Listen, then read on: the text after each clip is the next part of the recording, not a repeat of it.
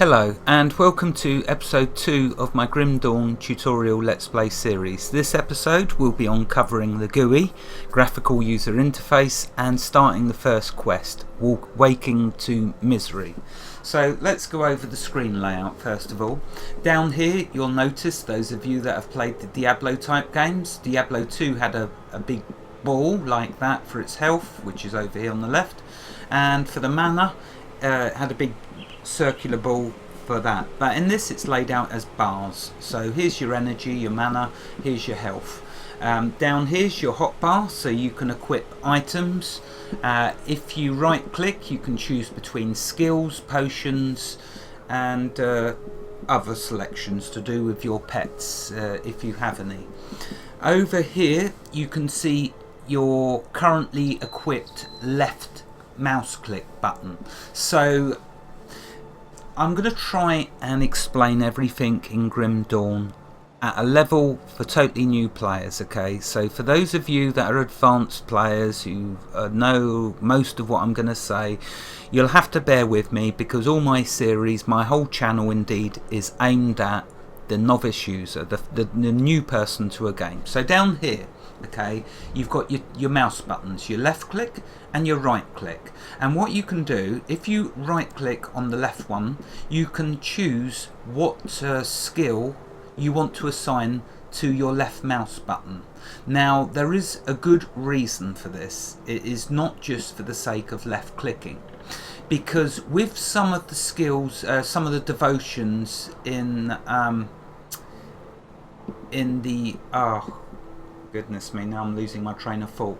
In the constellation you can go through getting different skills through that, which you can assign to your character class skills, and providing with some of them your constellation skills, if they are assigned to your left click, they will earn experience as you use them, so they're the active constellation skill.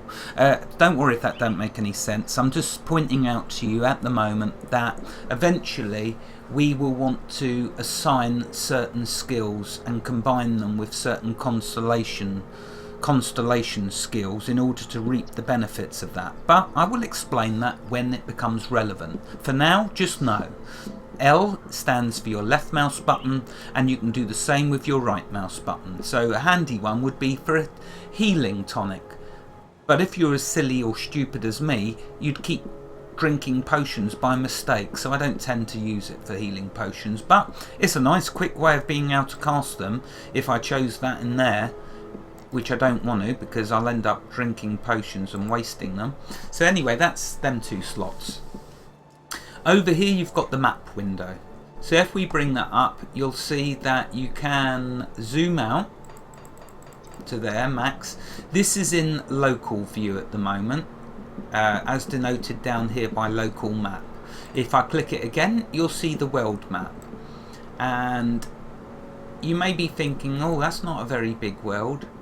Remember, this is done in acts as well as you go through the storyline, but boy oh boy is this a big game. This is huge. Anyway, I'm at risk of drifting here, so let's just stay focused.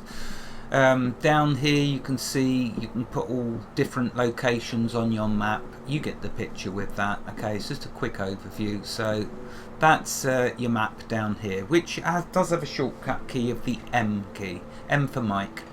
Okay, you press that, brings it up. Next you've got this window here. I'm going to skip over it, it's not illuminated. Then you've got the V key, this button.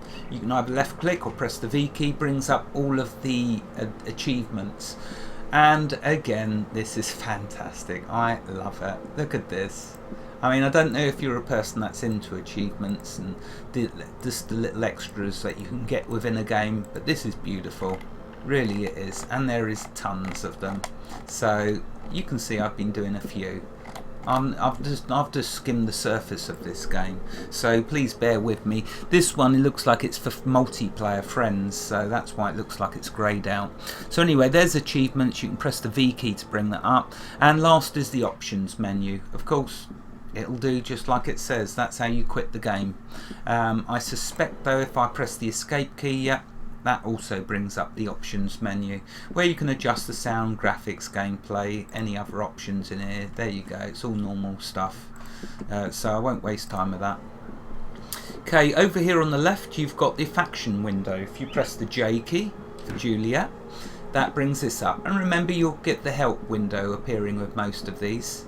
And here's 3 of the factions. More will appear as we go through the game, just like you would expect. More factions will unlock as we meet the characters across the landscape. For now, here's the 3. And what I'd first like to say to you is normally you'd see faction and you'd see numbers that as you improve, blah blah blah, but notice a difference here. Notice these little things, these little arrows. So this one's telling us when we get to friendly, 1500 points, it will unlock faction discount of 5%, and it will unlock a new quest, and it will give us access to a faction vendor. When we get to the next one, which is respected, so the first one is friendly, then it's respected at 5,000 points. The faction discount goes up to 8%, another new quest will unlock, access to the bounty table. That's what I wanted to talk about. That's what I mentioned in the first episode, bounty table. That's what I meant when I said that quest post. You'll get bounties. Oh, and that is so cool and so much fun. Also you'll get faction weapons, faction armor, and faction blueprints, so it starts to give you some crafting blueprints. Next you've got honoured at 10,000 points, and you can see looking at that list you've got augments, then accessories, writs, it goes on and on and on. It's beautiful. Welcome to a world of joy. And last we have revered. Maybe not all of you will make it this far, but just check out the benefits there. 20% discount, rare augments, faction mandates, elite faction weapons, and elite faction armor. That's strictly for those of you with a lot of endurance. So there we are, that's the factions. I know I'm skimming over all of this, but I need to show some gameplay, otherwise people are going to get upset with me. Next is the codex, which you can get by pressing the Q key. This is beautiful. This is where you go to look at your quests. So remember, Q will bring up your quest log. Here's the first quest I'm on. I've got to go see Captain John Bourbon. Over here is your completed quests. Here is the lore entries. Now, and over here is the help. So if you get stuck with anything, have a look in here. It's brilliant. It's beautiful. It tells you, self-explanatory. Over here, though, let's look at this lore entries. Now, the lore is the story behind the game, but it's not just a case of reading the lore. Every time you find a lore document, it gives you that invaluable experience. And down here below your health and mana is the experience bar. It's hard to see because it's all greyed out at the moment, but because I'm on 0 experience. When I get to 69 experience points, I'll gain my first level. But as you find lore, it gives you experience, and you'll see that you level up with well, it really helps your leveling up. It's beautiful. I love the lore. You'll see it as we get to it. And last of all, devotion shrines. You're in for a world of joy with this. Seriously, all that this game offers is beautiful. Right, okay, so that's that. Next we've got another one that's greyed out. Alright, when it illuminates then I'll show you. And here we got the character window, which you can access by pressing the C key. Just like with Diablo 2, here's all your equipment slots. Something you're probably going to want to remove as soon as you find your first pendant will be this salt bag. Yeah, it does give us a 5% less damage from ethereals, but there's much better pendants we can put in there. So here's your character slots for putting all your items into, which you're going to constantly keep upgrading. Over here you've got your statistics. Hovering over them tells you what they are and what they do, so I won't waste time with that. And down here's your resistances. So this is all normal fare, just what you see in all the other games. So it does go into depth. Next one along shows us damage per hit. So for those of you that love statistics, you're going to overdose, you're going to OD, you're going to fill your boots with all the statistics you could possibly want on your damage.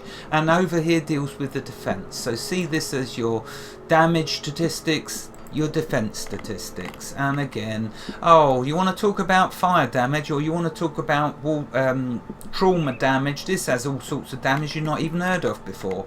And what that means to the likes of me and you is there is what we can we can get augments that give us the different types of damage. So we could put an augment on our sword that gives fire damage, an augment on our shield for cold damage, an augment on our shoulder pad for ether damage, an augment on our hands for chaos damage, an augment on our feet for frostburn damage. You get the picture. Look at all these different types of damage. But bear in mind, all of this damage we can throw at the enemy can throw at us. So your resistances to this damage are important. Now, some people say that you want to try and get these all to 25%. Well, I wish you luck with that, because you're going to be starting right bang at the beginning. But as time goes on and you upgrade your items, these will eventually start to climb. And yes, I'd say getting them all to 50% is definitely a worthy goal target. So there we go, that's all of that. That's the character window. Down here you can sort your items. And here's money that we're going to get. Money, is it necessary? Yes. You're going to see why it's beautiful. You're going to need it for mainly potions to start with, but you also use money for unlocking bank space. Over here you're wondering what this is. This is going to be pocket space that unlocks as we go through the quest. And it doesn't just unlock this space. You'll see little buttons appearing here for each pocket space we unlock. It's beautiful. Right, let's get on with the show. Let's get on with the quests. So okay, if we come across here, so here's the mini map up here showing us the direction. Remember, we've got the local map as well, which as we walk around we clear the fog, but we want to go to this captain, Devil's Crossing, where the captain is. So let's go there and talk to him and start. So I've just unlocked a rift gate. Here's something unique. Oh, I believe that was one of the things that was greyed out before. Oh, here we go, rift gate travel. So whenever you travel anywhere, you can press the L key and it brings up a personal portal.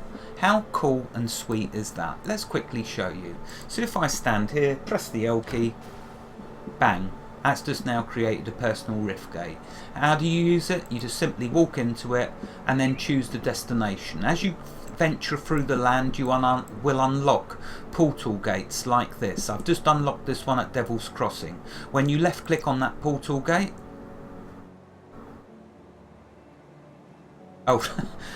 this one, I mean the bigger one. The small one is your personal one. The big one is the one I meant to go to. So you click on it, it then teleports you to that rift gate. So here we are in the centre of Devil's Crossing. Here's the captain. Let's left click on him and talk to him. You're not looking too bad for someone just come back from the brink of death. You were taken, possessed by the same creatures that have been reanimating these zombies here. Normally I'd have burned you with the rest to be safe, but we've lost too many people to the dead. I need someone expendable, someone with nothing to lose but a lot to gain. Right now, you're that person. Prove your worth to me, and the survivors of Devil's Crossing may just welcome you. The bodies of the dead are rising again in some horrible unlife. Corpses don't just get up and move around on their own. Something is reanimating our deceased with ethereal energy. We have observed the dead for some time, and they appear to be flooding Lower Crossing from the Burial Hill, just beyond town. I want you to go to the Burial Hill, find whatever is controlling these abominations, and destroy it. You will need to fight your way through Lower Crossing. Once you've crossed the stream on the far side of town, there will be a beaten path leading up to Burial Hill. I know I'm asking a lot of you, but I'd be asking a lot of my people to welcome you with open arms too. Help us in our hour of need, and I will open Devil's Crossing to you. Okay, so here we go. Waken to misery. We've advanced the quest. Enter the cave under Burial Hill. Now, we spoke about factions, didn't I, earlier, mentioning it. Well, look at this. Check this out. I can't go in there because I'm a nobody to these people. So if I help these people, this is putting factions in simple terms for you to digest. If I help these people by doing their quests, this gate will miraculously open when I talk to this guy. No point in talking yet because I have no faction. But you do get a vendor that you can buy and sell from right at the beginning. So if you left click on him, you can buy items and you can sell items. As I have nothing yet and I have no money, I can only look and at the different stuff. And up here you can filter the different types of items they sell. Now up here is where you're going to find the potion. On this one is where you'll find the potions and the magical rings.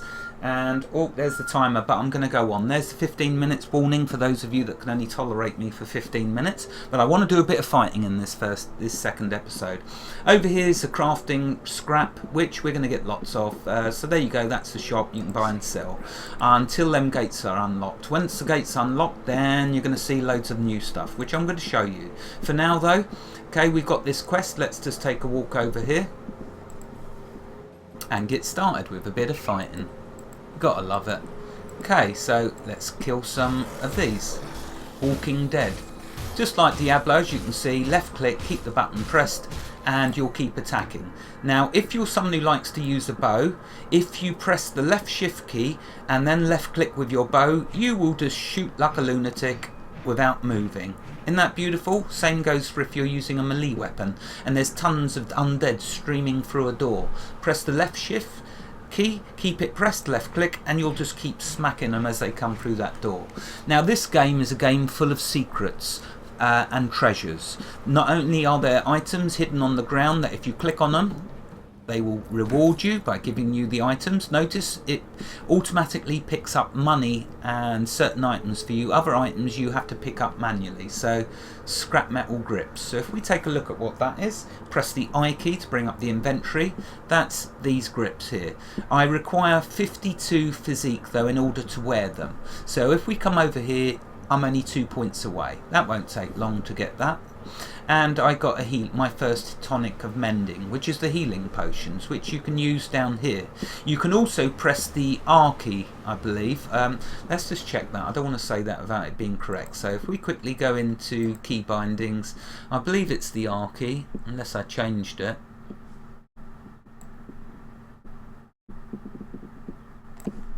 Yeah, drink health potion is the R key, drink energy potion is the E key. Best to know your keys. Less dying. I'm probably still going to die lots, but never mind. Okay, so if we come over this bridge, we're now going to be entering lower crossing. Notice up here in the top right is telling you which area you're in. And so let's kill a few more of these undead, and then I'll end this episode. Okay, there's barrels and chests just like with the Diablo games. If you click on them, they got items, they'll suddenly come out. Let's grab that. The one thing I do wish that they would add to the game is a key that you can press that would just grab everything, grab all the items on the ground.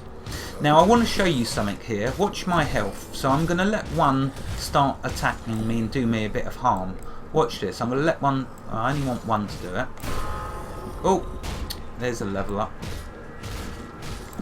Okay, now I'm going to let this one do a bit of damage to me. Watch what happens here. So my health is going down, but my health, you'll notice, replenishes. Why? That's because you have a second layer to your health, which is your... oh, I forget what it calls it now. If I go into here and have a look at the seals, wounds, men's broken bones... Anyway, you've got a second layer to your health, which is like your food bar. You're going to find packages of food, meals, and what they do is they top up this secondary bar. So when you finish fighting, then the second layer kicks in, heals your first layer. But once your food level, second layer, gets to 0, then when you take damage, your health will go down and not be replenished each time. So I'll hopefully be able to show that more clearly as I go along. For now, suffice to say, your health has 2 layers to it. The immediate health that you have, and also a food level, which tops back up your health level for as long as you have food. So let's kill this bleeding zombie. Okay, I think I've tried to explain enough for this episode. We will continue the Waking to Misery in the next episode, and hopefully, my dear viewers, it will be a good one.